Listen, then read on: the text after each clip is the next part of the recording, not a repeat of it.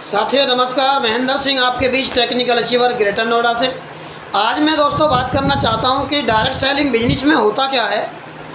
Direct selling business में जब हम घर से बाहर निकलते हैं लोगों को बताने के लिए, तो साथियों 5 प्रकार के लोग मिलेंगे आपको। 5 प्रकार के। पहली कैटेगरी कौन सी होगी?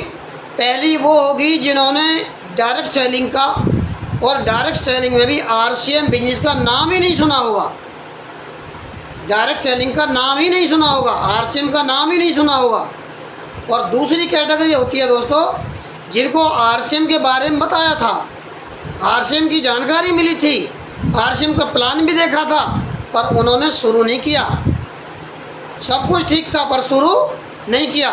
कोई बात नहीं, पहली कैटेगरी को मालूम नहीं है, बताया नहीं, कोई बात नहीं। दूसरी कैटेगरी की चॉइस थी, प्लान दिखाया था, जानकारी दी थी, पर उन्होंने ज्वाइन नहीं किया, उन्होंने शुरुआत नहीं किया, कोई बात नहीं। लेकिन तीसरी कैटेगरी एक और है जिनको बताया भी गया, प्लान भी देखा, आरसीएम ज्वाइन भी किया, पर काम नहीं किया, खरीदारी भी नहीं की, सीखा भी नहीं, काम किया ही नहीं, क्योंकि उन्होंने अपना काम इसको समझा ही नहीं। और कैटेगरी नंबर 4 की बात करते हैं साथियों। कैटेगरी नंबर 4 है आरसीएम ज्वाइन भी किया था, प्लान भी देखा था, शुरुआत भी की, कभी काम किया, मन में आया तो काम किया और मन में आया तो काम नहीं किया। कभी काम किया, कभी आराम किया, कभी काम किया, कभी आराम किया, इस तरह उन्होंने काम किया।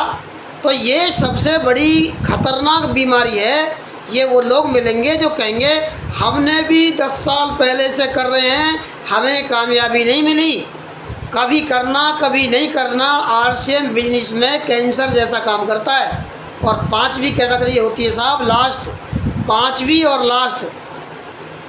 आरसीएम का प्लान भी देखा, आरसीएम को ज्वाइन भी किया, आरसीएम का प्लान भी सीखा, टारगेट भी बनाया, इरादा भी बनाया, गुरु भी बनाया, ड्रेस कोड में भी आए, सेमिनार में भी आए, ट्रेनिंग में भी आए, और जब तक लगातार लगे रहे, जब तक उन्होंने टेक्निकल अचीवर नहीं बने, जब तक वो बिल्कुल पीछे मुड़ के नहीं देखे, जब तक वो टिके रहे, डटे रहे, प्लान दिखाते रहे, टीम तैयार करते रहे और कामयाब बने, जब तक उन्होंने हिंदुस्तान में तमाम लोगों से तालियां नहीं बजवा दी, तब तक वो टिके रहे।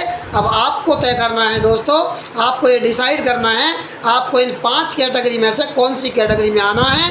पहली 4 कैटेगरी में आना है या 5वीं कैटेगरी में एक लीडरशिप क्वालिटी के अंदर अब आना है, कामयाब बन के दिखाना है, लोगों के लिए आइडियल बनना है, लोगों के लिए रोल मॉडल बनना है, आपको तय करना है। बाकी बहुत बहुत धन्यवाद साथियों। जय आरसीएम। डिसाइड करो